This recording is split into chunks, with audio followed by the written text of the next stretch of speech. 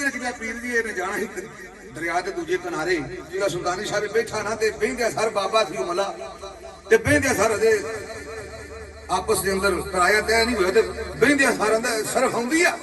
उन्हें आख्या मौलवी जी मैनू की पता है उन्हें आख्या जा फिर तेरी अद्धी जिंदगी गई उन्हें आख्या पहले दियां पढ़ियां नहीं सन हुण जे पढ़न लगे हां ते अद्धी ए ना टोर छड़ी ते पहले टुर गई फिर रिया ते कोल चप्पू ही ते ओही मारी है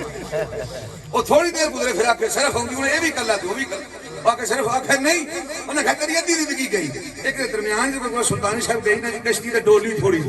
जो कश्ती डोली ना ते उलमा कहंदे जेड़ा बार-बार जुबान ते होवे तकरार फिर मुंह ते भी ओही निकलदा बजाय दा अल्लाह मैनू बचा ले ते फिर निकल गया कहंदा सिर्फ आउंदी आ उन्हें आख्या नहीं उन्हें आख्या तेरी अद्धी जिंदगी गई उन्हें आख्या मौलवी जी तैरना आंदा जे उन्हें आख्या नहीं उन्हें आख्या तुहाडी सारी गई भाई एडी नहीं जेडी तुसा बना छड़ी है।